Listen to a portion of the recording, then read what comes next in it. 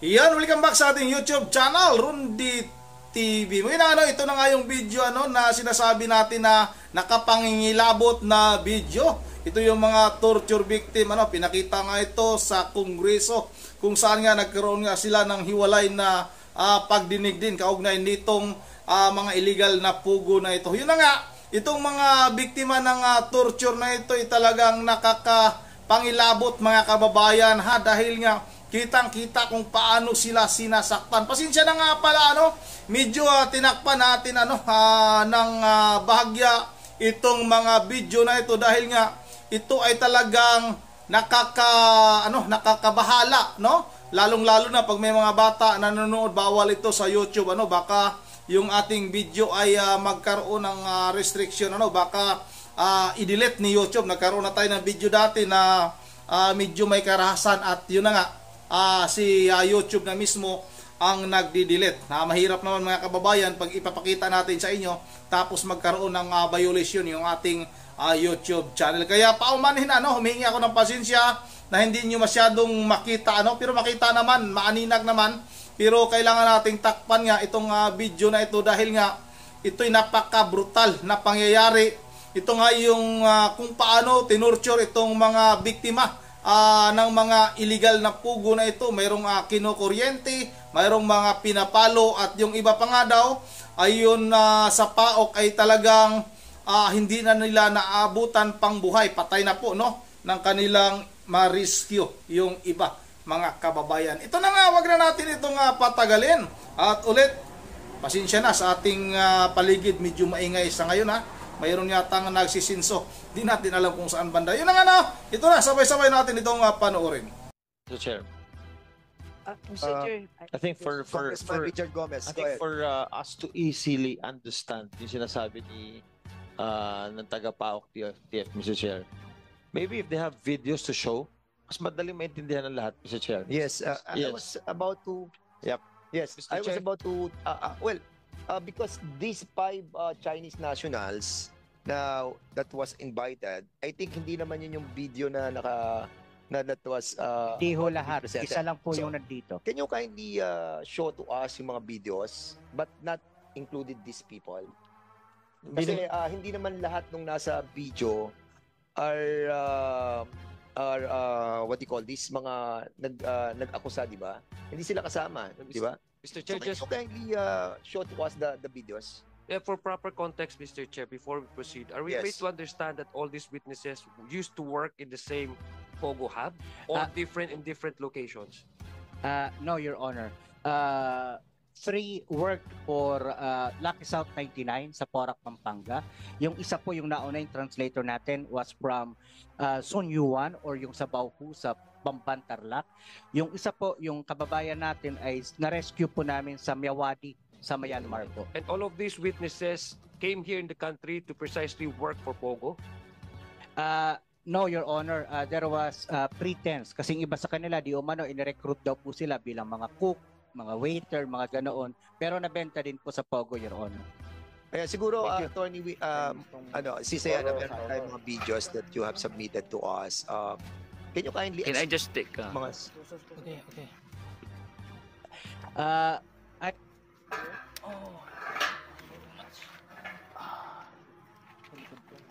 Honor of persons here in the room. Kasi, no. Hindi nga pwede. We cannot present in public torture videos of the witnesses, but the others. Mr. Chair, excuse. Kaya nga po naka-face mask sila eh. Tapos pakikita natin dito. So what's the use, di ba? Exactly. That's the reason why I told a while ago that the video that will be shown are those who are not witnesses on any cases that have been filed by the PAOK TF and the different government agencies. Ang ipalabas natin yung mga napadala na sa abroad. What we are trying to portray here is the evil of the illegal activities that have been perpetrated in our country. Yes, Your Honor. And it was not done by the Filipinos. It was done by other foreigners in cahoots with Filipinos. Okay. Di ba? So, show mo sa amin yung mga videos Yes, sir. that medyo ako nung napanood ko, medyo talagang offending sa atin eh. Opo. Binabastos nila ang ating gobyerno. Sige, Opo. go ahead. Thank you, Mr. Chair. Siguro, Secretariat, unahin natin yung pinubugbog, yung subject for rescue pa natin, yung pinupukpok sa ulo. Yung pinupukpok po sa ulo kasi yun medyo...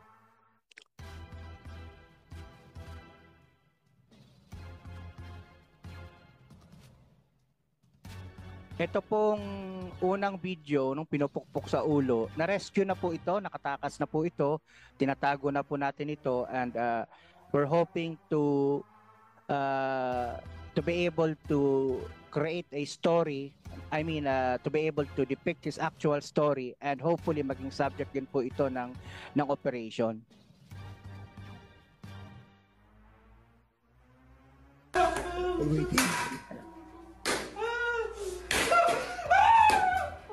Ito po siya.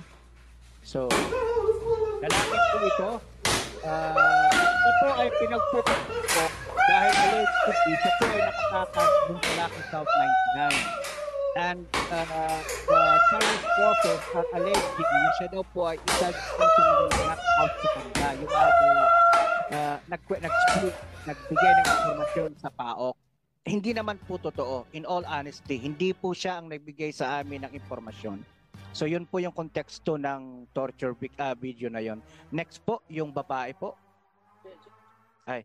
Hindi, I suppose, Dr. Winston, marami kang video ng torture eh. We'll grant you that na maraming torture na nangyari and everything.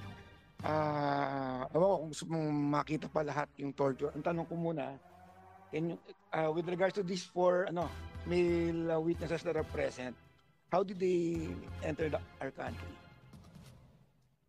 Para mailagay natin paano napunta sa Pogo. Opo.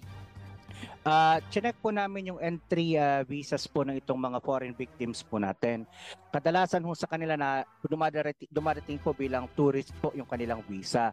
Then pag nandito na po sila sa Pilipinas, they convert their visas into 9G or yung working visa. Sa pakikipagtulungan po namin sa immigration, Your Honors, nakikita po namin na yung actual visas po nila ay hindi po doon sa actual na Pogo na pinagtatrabahuan po nila. So, ay doon sa kanilang working visa. Yun po ang kadalasan nakikita natin sa mga rates natin, Mr. Chair. So, actually, hindi sila dumaan sa PAGCOR or yung kung ano man yung company na supposed to be applicant ng PAGCOR. Diba? Dahil paano nila ipapacilitate o bibigyan ng AER, Alien Employment Permit, kung pumasok sila as tourist, then nagpapakonvert na lang bigla. Dahil pag mag-expire na yung binigay na visa natin dito. Mr. Chair, nakikipag-ugnayan nga po kami sa PAGCOR sapagkat nakikita namin nila Attorney Jessa na karamihan sa kanila wala ho talaga mga OGL, di ho ba ma'am? Pag nare-raid na po namin, saka lang namin nakikita na yung declaration po nila, halimbawa, may declaration silang 30 na may OGL o yung online gaming employee license, 30 yung actual na declare, for example, pero ma-rescue po natin 300 to 800. Kasi ang misconception namin, dinadala sila in groups to work as Pogo operators dito.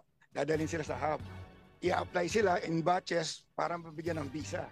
Hindi, ito kasi iba yung manner of entry nila, manner of how they were hired or paano ipinasok do sa ganung... Mr. Chair, allow me to provide proper context po.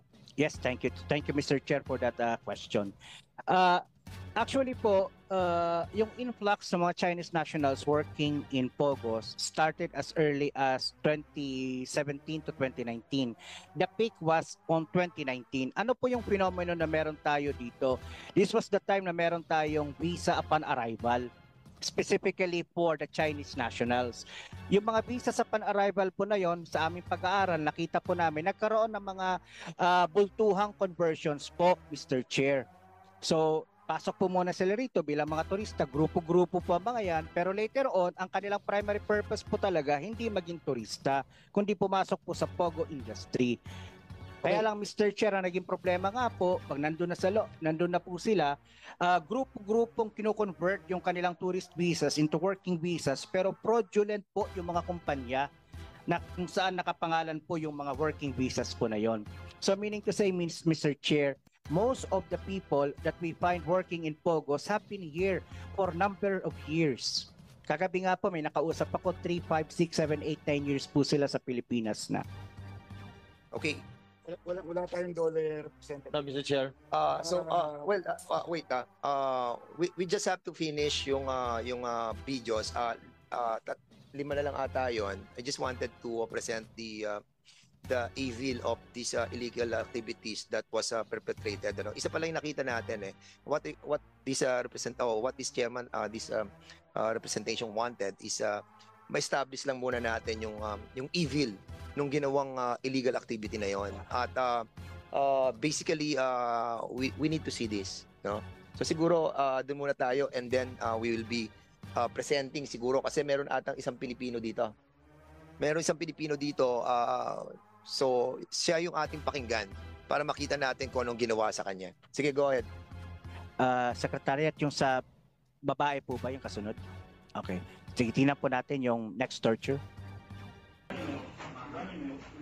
Ayan nga po, yan din po ay napagkamalan din po na di umano ay isa sa mga nagbigay sa amin ng impormasyon sa lapit tao. Ang nga po yung tumakas, nahuli po dahil sa nahuli nga po siya. Ayan, ang kaparusahan po lagi talaga ay todo-todong pambubugbog o torture po. Next po.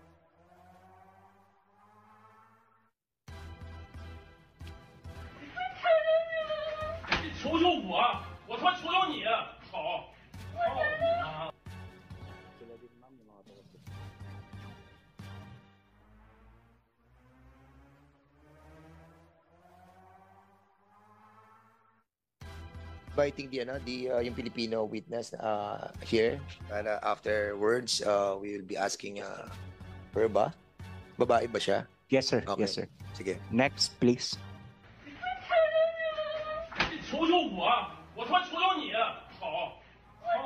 Ayan po yung unang bahagi ng video kanina ng babaeng pinagtatatadyakan. Yan po yung nakatakas, nahuli. At ayan po yung kanyang inabot dahil sa tumakas po siya. Mr. Chair, Okay, Congressman Pancho. pwede paki-request na i-translate yung sinasabi nung nananakit. Siguro si Dilan, no? Dilan, no? Can you kindly translate kung ano sabi ng Tsaka sino yung nagtitake po ng video na yun? Paano nakuna ng picture yon and nakita po natin ngayon?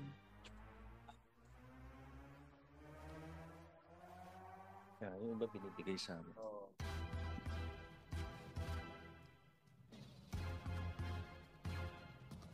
Shall we proceed, Your Honor? Oh, hindi. Meron pa ba? Yung kinukuryente dyan. Meron mga kinukuryente. Yung kinukuryente po, opo. We beg the indulgence of the committee members about this one.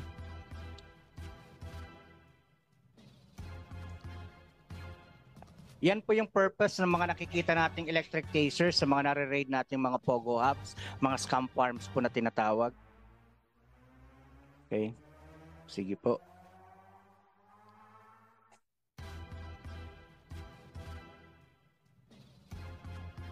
Next, dali. Ilan pa yan? Isa na lang. Isa na lang,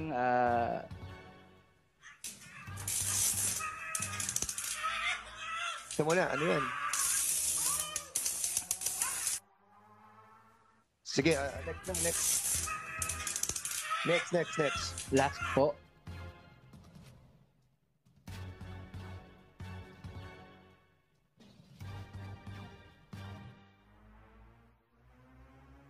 Actually, we have seen a video. Can you kindly tell us, Dr. Winston, Yung sexual torture po. yung sexual torture na ginagawa? But Before that, Your Honor, ito pong Malaysian po ito, subject for rescue. Unfortunately, natagpuan po siyang patay nung nakaraang taon. Malaysian po ito. Humingi po ng tulong sa atin yung Malaysian Embassy. Pero hindi na po natin inabotang buhay po yan. Now, Mr. Chair, for the other videos, may we request, because some of us here do not have a low tolerance of, watching all of these tortures, especially women. may we request, Mr. Chair, that Yeah. we don't no longer show these videos. Remember, we are live streaming on YouTube, and there are kids who may view these videos. Kaya Yeah, nga, okay. so can we request to The very reason a that testimony we, and stories All right. is enough. Yes, we will do that. Congressman Richard Gomez. Actually, that is the last already, no? Okay, so Congressman Gomez, please. Thank you, Mr. Chair.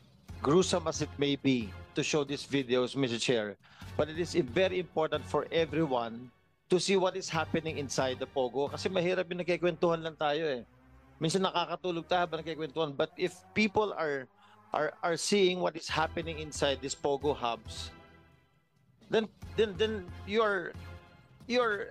you feel the pain, you feel the torture, you feel the illegal activities that are happening inside, and then people are having an understanding.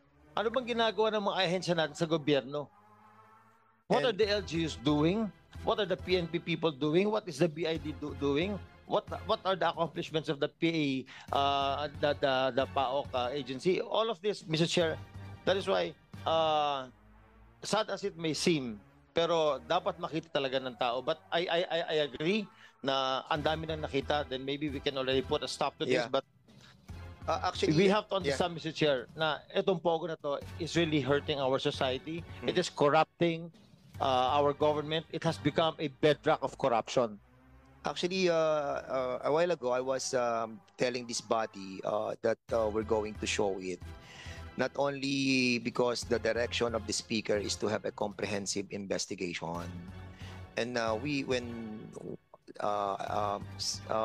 members of the committee, specifically the Committee on Public Order, I asked if we're going to show the video. Precisely the very essence of the motu proprio is to investigate the illegal activities. And I must agree with Congressman Gomez na mabigat man po yung mga eksena, but we have to tell to the Filipino people and to the international community that this country, this government is doing something on their countrymen, especially yung mga Chinese, mga Burmese, Myanmar, lahat, whatever. Meron pong aksyon ginagawa ang ating bansa. And rightly also, Congressman Alonto, siguro we have shown already a lot, no? Siguro we stop on that, no? Meron naman tayong napakita ng mga almost 5 videos. But I have seen a lot of videos. I have seen. Others you cannot take anymore. Especially the abuse on the sexual torture. There was a sexual torture, man to man, pinaparusahan yung hindi sumusunod doon sa kanilang pinag-uutos. And siguro pupunta na po tayo dito last, and then after this, the members of these two committees can ask questions already. Okay, so ma'am, Pilipina po kayo. Okay, hindi ko na po Mike po. Hindi ko na po tatanungin ang inyong pong pangalan. So ano po nangyari sa inyo sa loob po ng Pogo Hub? Nung nag-decide po kami na uuwi na ng Pilipinas, nagpaalam po kami na uuwi na, hindi po kami pinayagan. So in other words pala, kayo po ay nagtrabaho sa Pogo sa Myanmar? Sa Myanmar po. Okay. So doon kayo na-recruit papunta sa Myanmar? Opo. At tapos, paano po nangyari sa inyo? Nag-recruit po sa inyo dito sino? Mga Pilipinos as well? Opo. Sige, kwento niyo po. Sa akin po kasi relatives ko Opo. Nag-usap po kami na pupuntahan ko siya sa Thailand, magkasama kami sa Thailand. Pinangkuhan niya po ako na yung may working visa daw after, kasi 6 months lang po yung ano natin sa ibang bansa, di po ba? So, nung pagdating ko po doon po niya ako kinausap na yung magiging trabaho ko, hindi encoder. Kasi dito po sa Pilipinas, as encoder daw po eh. Sales marketing. So, ano naging trabaho niyo po doon? Sales marketing. So, yun po sa, Sales marketing. Ano minamarket po ninyo? Makikipag-chat. Makikipag-chat for, ano yan, parang kukumbinsi mo siya to invest, ganun. Yes, to invest. Or ito yung tinatawag na lab scam, na-involve ka rin sa lab scam. Opo. Paano ang ginagawa sa lab scam? Meron kayong parang, kasi I heard from PAOK TF na parang meron silang parang template. Opo. May template na binabasa na lang, tapos kinukonvince nyo sila na ma-inlove sa inyo. Opo. Pagdating mo po doon, may papabasa po sila sa iyo na mga script kung paano ka makipag-chat, kung paano ka makikipag-usap sa mga client na mayayaman. Okay. Tapos, syempre po, getting to know each other, sabihin mo po kung papakilala ka, as doon po sa model mo na napili. Tapos magpapangga po na, mayaman ka, lahat isi-share mo yung kung anong yaman ka. Tapos doon, pag napa-inlove mo na siya, doon mo na po siya i-convince na Pero may tatanong ako sa iyo. Kasi it was told sa akin that doon sa hub, andun na yung mga meron kayong parang template na rin na may restaurant, merong gym. Kumbaga, pakikita mo doon sa na-labs ka mo na nag-gym ka, o kaya kumakain ka sa restaurant, o kaya nasa swimming pool ka, o kaya nasa kama ka. Lahat po. So lahat yung parang studio. Opo. Na kung saan, pupunta ka na lang doon para makumbinsi mo yung ma-scam mo para mag-invest sa'yo. Opo. May model din po kami. Iba po yung nakikipag-usap. So yung mga model, pinakikita nyo sa video chat or pinakikita nyo lamang sa picture? Pag makikipag-usap na po. So may mga model call din kayo na mga na nandun din sa hub. Opo. Na magagandang babae? Meron po silang computer na yung kausap po nila dun na model namin, iba po yung magiging sa computer. Kung ano po yung napili mong model sa Instagram. May computer po sila na gano'n. AI, ang galing, ano? Opo. Okay, so yun yung lab scam. Opo. At yung investment scam, pag nakuha na mo na sila ng pera, pag napa-inlove mo na po siya, syempre po makakukonvince siya na mag-invest sa cryptocurrency. oo. So may Bitcoin. Opo. Okay. Through cryptocurrency po. Okay, so yun ang ginagawa mo. Opo, ako po yung nakikipag-chat, nakikipag-usap sa kanya. So pag nakausap ko na siya, naka-inlove ko na siya, kakausapin ko po yung model, makikipag-video call siya. Okay. Yung paano ka tinorture? Nung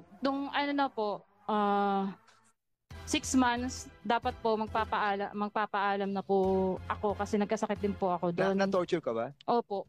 Ako Ano po ginawa yung sa'yo? sa babae na pinaka-torture po doon. Okay. Opo. Sige. Nung nagpaalam na po kami, nag-decide na umuwi, syempre hindi po sila papayag kasi kung uuwi kayo, magbabayad kayo ng 7,000 USD. Okay. Sige. Yun ang sa mga mahilig dyan makipag-chat, makipag-text. Ito tingnan nyo kung paano ba mang-scam itong mga illegal na pugo na ito. Yun ang para sa akin din itong ipinakitang video sa Kongreso, maganda ito dahil nga para nga magkaroon ng idea yung ating mga kababayan kung gaano ba demonyo itong ginagawa ng mga illegal na pugo na ito. Ano ba yung nasa loob, ano ba yung mga pangyayari, yung mga biktima, kung ano ba yung mga nararanasan nila. Tapos itong mga mayor ito nagmaang-maangan pa na walang alam, na samantalang sila yung mas una sanang nakakaalam dahil sila yung mas makapangyarihan diyan sa kanilang mga nasasakupan. Yun ang para sa akin nga maganda na pinakita yung video na yon, yung pag-torture. Ika nga, pero nga medyo masilan nga, kaya nilagyan din natin ng takip para naman hindi tayo magkaroon ng violation kay YouTube. Yun ang dito lang muna. At bago tayo magtatapos ay mag-shoutout muna tayo. Shoutout kay Ma'am Berjever Religious ng Pulilan, Bulacan. Pasensya na medyo matagal tayo hindi nakapag-shoutout dahil nga medyo busy tayo. Shoutout na rin kay Ma'am Susan 786. Kay Lods Rosalie Malit, shout out Shout out na rin kay ED, shout out kay Kaunting Kalaman. Shout out Kaunting Kalaman, shout out sa iyo. Kay Monica Canis, shout out. Shout out na rin kay Rogelio Dio. At shout out na rin kay Sarge Reyes, kay Ronaldo Baltazar, kay Dre Fine, shout out, kay Pix Gancia, shout out na rin kay Bon Jovi Pilais. Yun naman, nandito lang muna at once again, this is Rundi TV mo. Ingat tayong lahat. God bless bawat isa sa atin.